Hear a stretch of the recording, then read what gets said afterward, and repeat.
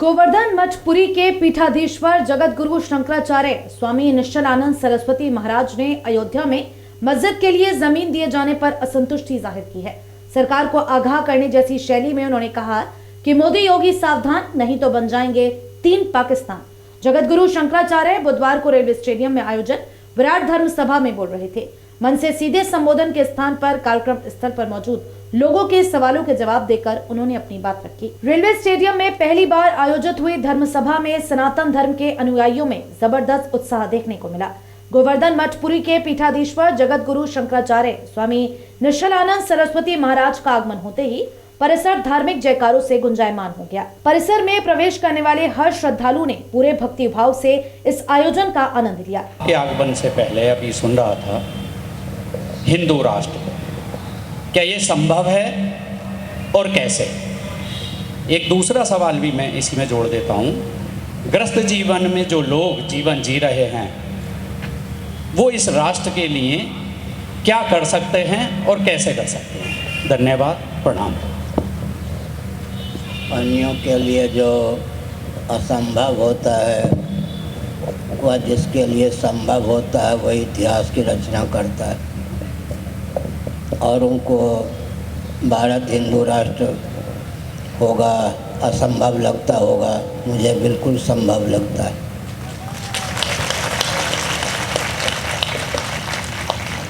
सद्गृहस्थ जो सनातनी हैं उनको सबसे बड़ा सौभाग्य यह प्राप्त है, यदि वो चाहें उनके जीवन में तप का बल हो, साक्षात जगदीश्वर को लाला बना सकते हैं, साक्षात जगदीश्वरी को लाली के रूप में जन्म दे सकते हैं।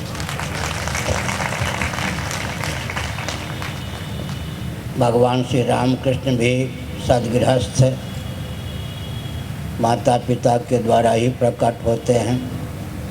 संत महात्मा कारक कोटि के सत्पुरुष गृहस्थों के यहाँ ही जन्म लेते हैं। अतः गृहस्थाश्रम को उपजीव्य सबके कारण और पोषक के रूप में सर्वोत्कृष्ट माना गया है। सन्यासियों का भी योगक्षेम व्यावहारिक धरातल पर गृहस्थ ही करते हैं। गुरुकुल में पढ़ने वाले ब्रह्मचारियों का योगक्षेम गृहस्थी वन करते हैं, और जो वानप्रस्थ कंद मूल फल नहीं प्राप्त कर पाते उन्हें भी उचित भोजन देकर गृहस्थी उनका पालन करते हैं। उपजीव्य की दृष्टि से गृहस्थाश्रम सर्वोत्कृष्ट है। नारायण। यहाँ पत्नी को लक्ष्मी रूपा, पति को नारायण रूप माना गया है। हमारे यहाँ गृहस्थाश्रम श्रीमन नारायण और लक्ष्मी की आराधना का वैकल्पिक स्वरूप है। ये यात्रा का उद्देश्य सुसंस्कृत, सुशिक्षित, सुरक्षित, संपन्न, सेवापरायण, स्वस्थ, सर्वहितप्रद व्यक्ति और समाज की संरचना, अन्यों के हित का ध्यान रखते हुए हिंदुओं के अस्तित्व और आदर्श की रक्षा, देश की सुरक्षा और अखंडता के लिए कटिबद्धता हमारी यात्रा का लक्ष्य होता है। गुरुजी, मेरे 2 सवाल हैं। पहला तो है कि जिस तरीके से अन्य समुदायों में उनके धार्मिक स्थलों पर उनका अधिकार होता है, पर हमारे धर्म स्थलों और उस बजट पर सरकार का अधिकार है, क्या धर्म स्थलों पर सनातन धर्म के अनुयायियों का अधिकार नहीं होना चाहिए?